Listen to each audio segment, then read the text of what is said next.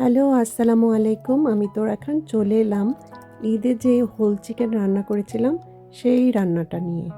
তো এখানে হোল চিকেনগুলোকে আদা, রসুন, লবণ, লাল মরিচ, এই মরিচটা না বেশি ঝাল না, কিন্তু দিলে কালারটা খুব সুন্দর হয়, তাই এটা একটু দিলাম। আর হচ্ছে প্যাকেটের রোস্টের মশলা দিয়ে এটাকে ভালো করে সুন্দর করে মেখে, যাতে ভেতরেও মশলা ঢুকে ভালো করে মাখতে হবে। মেখে এটাকে আমি সুতো দিয়ে বেঁধে নিব। সুতো দিয়ে বাঁধলে একটা জিনিস হবে, সেটা হচ্ছে ভাজার সময়ও মাংসটা খুলে যাবে না বা রান্নার সময়ও খুলে যাবে না।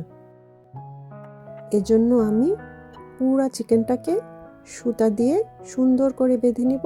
আর মনে করে পরিবেশনের আগে কিন্তু সুতাটা অবশ্যই খুলে দিতে হবে। আর এই চিকেনগুলোকে আমি একটু ডুবো তেলে ভাজবো, কারণ হচ্ছে ডুবো তেলে ভাজলে বাইরে আর ভেতরে একই রকম ভাজা হবে।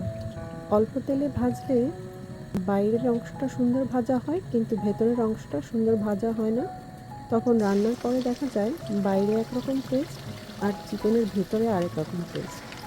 সম্পূর্ণ চিকেনটা একই রকম টেস্ট চাইলে কিন্তু একটু ডুবো তেলেই ভাজতে হবে।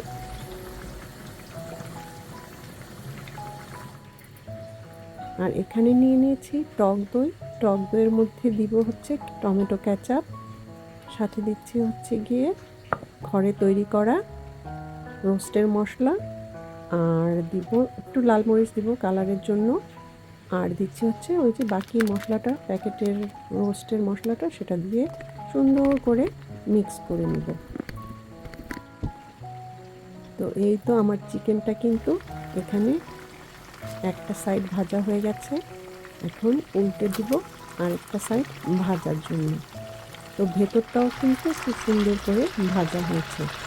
এখন রান্না করলে রান্নার স্বাদটা সব জায়গায় একরকমই হবে। এখন আরেকটা প্যানের মধ্যে একটু ঘি নিয়ে নিচ্ছি, দারচিনি এলাচি দিয়ে, আর পেঁয়াজ বাটা, আদা, রসুন, লবণ দিয়ে একটু কষিয়ে নিব। তারপরে টক দইয়ের সাথে যে মশলা মিশিয়েছি সেটাকে দিয়ে দিব। আর এখন হচ্ছে আসল কাজ, সেটা হচ্ছে অনেক সময় নিয়ে মশলাটাকে কষাতে হবে। ভালো করে মশলাটা কষানো হলে তারপরে চিকেনগুলো দিব।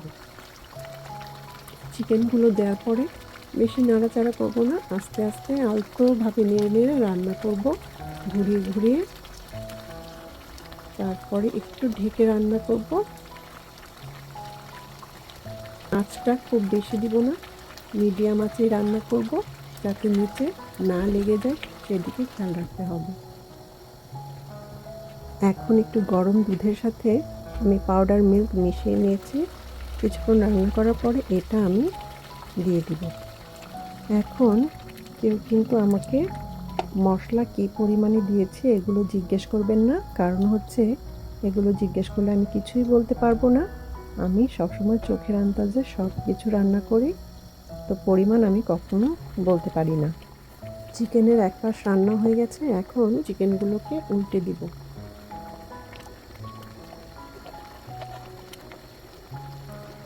আর এখন উল্টানোর পরে দিয়ে দিব হচ্ছে বাদাম বাটা, কাঁচামরিচ, আর বেশি করে পেঁয়াজের বেরেস্তা। পেঁয়াজের বেরেস্তাটা একটু বেশি দিলে রান্নাটা বেশি মজা হয়। তারপর সবগুলোকে সুন্দর করে মিক্স করে নিব। আর এখন চামচ দিয়ে চিকেনের গায়ে ঝোলগুলো দিয়ে দিয়ে রান্না করব, তাহলে চিকেনটা বেশ জুসি হবে। তারপরে সবশেষে একটু কেওড়া জল আর সামান্য একটু চিনি দিয়ে একটু রান্না করে নামিয়ে নিব। তো এই তো রেডি হয়ে গেল আমার হোল চিকেন। তো আজকের মতো এখানেই বিদায় নিচ্ছি। সবাই ভালো থাকবেন, সুস্থ থাকবেন, হাসি খুশি থাকবেন। ধন্যবাদ।